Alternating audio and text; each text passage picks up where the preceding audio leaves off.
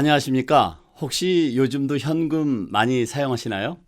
저희 경우는 발레 팁이라든지 호텔에서 서비스 하시는 분들에게 드리는 팁과 같은 상황 이외에는 현금을 거의 사용하지 않고 있습니다. 아마 많은 분들이 저와 비슷할 텐데요. 그렇지만 여전히 현금은 미국에서는 주요한 결제 수단으로 사용되고 있습니다. 그렇지만 동전이나 지폐를 사용하지 않고 신용카드나 스마트폰을 이용한 비현금 지급 수단을 주로 사용하는 사회, 다시 말하면 현금 없는 사회로의 진입 속도를 높이고 있는 여러 나라들이 있습니다. 우선 스웨덴 정부는 현금 없는 사회를 가장 먼저 선포하고 오는 2023년에는 현금 없는 사회로 진입하겠다는 목표를 세우고 정부의 강력한 정책에 따라서 현금 사용을 빠르게 줄이고 있습니다.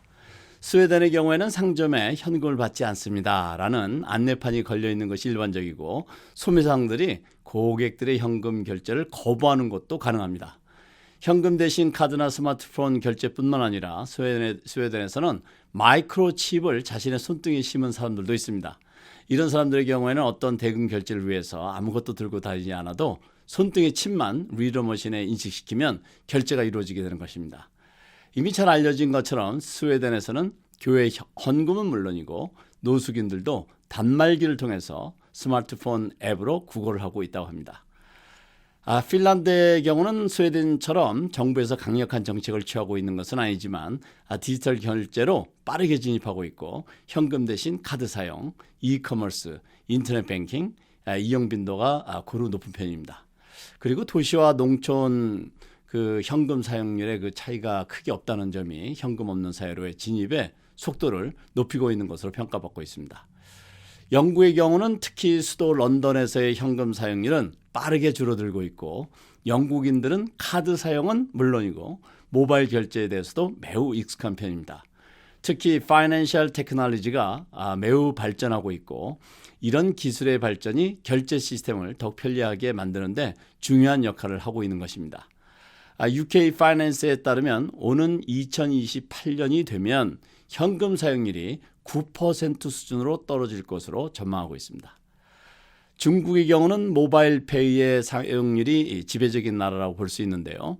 다른 나라들과 차이는 카드 사용률은 매우 낮은 반면 모바일 페이에 대한 선호도는 아주 높다는 것입니다. 그러니까 중국의 경우에는 다른 선진국들과 달리 현금에서 신용카드나 데비카드를 사용하는 과정을 건너뛰고 모바일 결제가 현금 사용을 곧바로 대체해 나가는 환경인 것입니다. 아시다시피 대다수의 중국인들은 위챗페이나 알리페이와 같은 모바일 결제 앱을 사용하고 있습니다. 이렇다 보니 현금을 받지 않은 상점들은 점점 늘고 있고 구글도 QR코드로 하는 등 모바일 결제가 압도적으로 많이 사용되고 있습니다. 이런 환경임에도 불구하고 중국은 완전히 현금 없는 사회로 가는 데는 다른 나라들과 비교할 때 더 오랜 시간이 걸릴 수 있다는 것이 일반적인 전망입니다. 그 이유는 바로 인구와 빈부의 격차 때문입니다. 미국의 경우에는 현금 사용 대신 카드 사용이 보편화되어 있고 그 사용률도 점점 높아지고 있습니다. 그리고 애플페이, 구글페이, 삼성페이 등 모바일을 이용한 결제 선호도 젊은 사람들을 중심으로 빠르게 확산되고 있습니다. 미국 역시 나라가 크고 도시와 농촌의 경제 구조와 인프라의 차이가 크고 저소득층 등 현금 사용을 필요로 하는 계층으로 인해서 완전한 현금 없는 사회로 가는 데는 적지 않은 시간이 소요될 것으로 전망되고 있습니다. 한국 같은 경우는 IT 강국답게 파이낸셜 테크놀로지가 가장 앞선 나라 중 하나입니다. 이렇게 기술 강국이다 보니까 당연히 현금 사용률이 낮을 수밖에 없습니다. 그래서 현금 사용률이 10%대를 보이고 있고 현금 사용을 원해도 받지 않는 상점들이 많이 있습니다. 뿐만 아니라 아예 현금이 없는 매장도 있고 현금 없는 버스도 운영되고 있습니다. 그리고 현금을 받기는 하지만 잔돈이 없어서 거스름돈을 받을 수 없는 상점도 있습니다. 은행의 경우는 지점이 줄고 있고 ATM도 줄고 있습니다. 한국 역시 방향은 완전 현금 없는 사회로 가겠지만 현금이 꼭 필요한 상황을 배제할 수 없는 입장입니다. 그리고 한국의 중앙은행이 한국은행도 현재 사용 중인 지폐와 동전을 CBDC로 대체하는 것을 연구해 왔고 외부 용역을 통해서 법률적 검토에 대한 보고서를 이미 공개했습니다. 이와 같이 미국, 한국은 물론 전 세계적으로 현금 없는 사회로의 변환의 속도가 빠르게 진전되고 있고, 이런 현상은 팬데믹으로 인해 가속화되고 있는 것이 현실입니다. 현금 없는 사회의 장점과 단점을 한번 생각해 보겠습니다. 먼저 장점을 살펴보면 현금 대신 모바일 앱 등의 디지털 결제 시스템을 이용할 경우에는 첫째, 정부 입장에서는 지폐와 동전을 발행하고 유통 관리 그리고 회수하는 데 들어가는 비용을 절감할 수 있습니다. 두 번째는 자금 세탁이나 탈세 등 범죄 방지 효과도 기대가 됩니다. 세 번째는 지출 사용 내역을 실시간으로 간편하게 알 수 있습니다.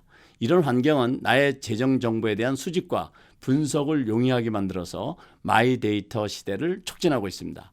말하자면 흩어져 있는 내 재정 정보를 한 곳으로 모아서 현명한 재정 관리를 할 수 있도록 만들고 있다는 것입니다. 네 번째는 잔돈을 가지고 다닐 필요도 없고 돈을 잃어버릴 걱정도 할 필요가 없습니다. 이와 관련해서 한 가지 재미있는 실제 사실은 2013년에 스웨덴에서 은행에 강도가 들어왔는데 현금이 없어서 아무것도 훔치지 못하고 도망간 일이 있었습니다. 다섯 번째는 실시간으로 경제 동향이나 소비 패턴을 쉽게 파악할 수 있기 때문에 효과적인 통화정책 수립이 가능해지는 등의 장점들이 있습니다. 반면 우려되는 점도 있는데요. 첫 번째는 은행 계좌가 없거나 모바일 결제를 사용할 수 없는 소외 계층이 발생할 수 있습니다.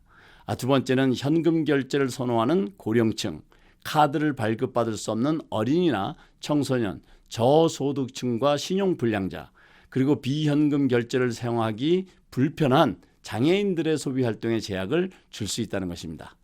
이런 우려되는 점들을 보완하기 위해서는 현금 사용권이 보장되는 방안이 함께 고려되어져야 한다는 지적이 있는 것입니다. 여러분은 현금 없는 사회가 좋으신가요? 아님 현금 사용을 선호하시나요? 여러 의견이 있을 텐데요. 잊어먹기 전에 한 가지 말씀드릴 것은 앞으로 해외여행을 하시게 되면 방문하는 나라에서 현금 사용이 가능한지 여부를 꼭 확인하셔야 합니다. 자칫 여행하시면서 현금 사용으로 인한 적지 않은 불편을 겪을 수 있다는 점 꼭 기억해 두셔야겠습니다. 아직 정확한 것은 알 수 없지만 한 가지 분명한 사실은 코로나 바이러스로 인한 팬데믹은 현금 없는 사회를 앞당기는데 분명한 일조를 했습니다. 그리고 각 나라에서는 이 부분에 대한 많은 연구를 하고 있고 현금 시대의 종말은 피할 수 없는 것으로 받아들이는 분위기입니다. 따라서 현금 없는 사회의 각종 부작용에 대한 대비책 마련과 함께 새로운 화폐 체제에 대한 준비 작업에 몰두하고 있는 것이 현실입니다. 우리가 간과해서는 안 되는 한 가지 분명한 사실은 현금 사용이 줄고 있다는 사실이고 현금 없는 사회의 크기는 점점 더 커지고 있다는 사실입니다. 따라서 현금 없는 사회를 대비해야겠습니다. 그러기 위해서 개인이나 비즈니스 모두 지금 사용되고 있는 다양한 기술 친화적인 결제 수단에 대한 이해와 사용에 대한 긍정적인 자세가 필요하다고 생각됩니다. 오늘은 점점 줄어들고 있는 현금 사용에 대한 현실을 함께 이해해 보았습니다. 오늘은 여기까지입니다. 감사합니다.